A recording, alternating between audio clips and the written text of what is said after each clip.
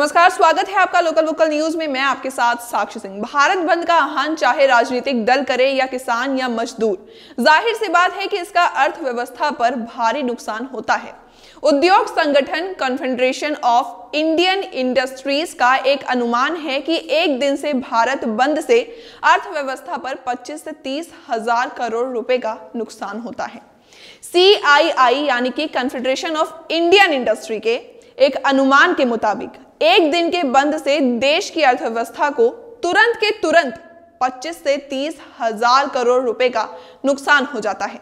संगठन का कहना है कि भारत बंद खत्म होने के बाद सेवाएं तो दोबारा शुरू हो जाती हैं, लेकिन बंद के दौरान जो नुकसान होता है उसकी कभी भरपाई नहीं हो पाती है। इसे इस तरह से समझा जा सकता है कि होटल या रेस्टोरेंट एक दिन बंद रहे तो उसका उस दिन हुआ नुकसान अगले दिन नहीं भरा जा सकता, उसकी उस दिन की कमाई तो चली ही जाती है। कुछ दक्षिण एशियाई देशों जैसे भारत और नेपाल में सरकारी नीतियों के खिलाफ एकजुट होकर असंतोष जताने का तरीका है देश को बंद करना। इस दौरान अधिकतर नागरिक सेवाएं बंद हो जाती हैं या अस्त व्यस्त हो जाती हैं। देखा जाए तो भारत में नागरिकों को शांतिपूर्ण तरीके से अपनी बात रखने के लिए बंद का अधिकार है। संविधान की धारा 19 के तहत राइट टू प्रोटेस्ट का अधिकार मिला हुआ है। इसे इंडस्ट्रीज डिस्प्यूट एक्ट 1947 का भी सहारा मिलता है। भारत में एक ही मुद्दे पर राजनीतिक दलों का स्टैंड अलग अलग होता है। देखा यह गया है कि कोई राजनीतिक दल जब सत्ता में होती है तो वो उसी मुद्दे का समर्थन करने लगती है जिसका विपक्ष में रहते हुए विरोध किया जाता है।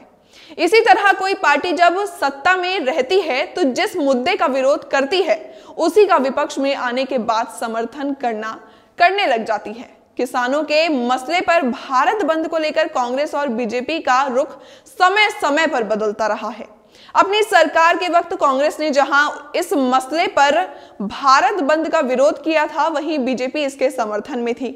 आज जब बीजेपी सत्ता में है तो वो इस मुद्दे पर भारत बंद का विरोध कर रही है, जबकि आज कांग्रेस भारत बंद के समर्थन में खड़ी है। वर्ष 2012 में कांग्रेस ने FDI सुधार किया था।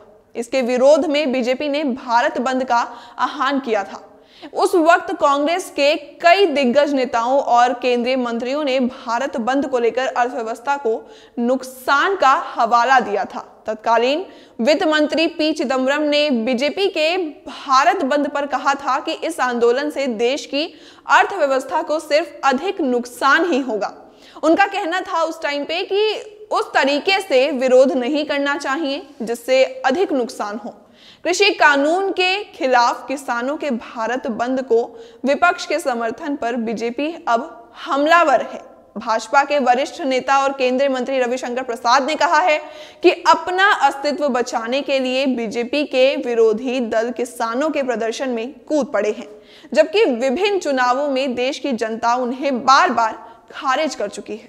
हमारी वीडियो कैसी लगी हमें कमेंट्स बॉक्स में जरूर बताएं। अगर वीडियो पसंद आई हो तो इसे लाइक और शेयर जरूर करें।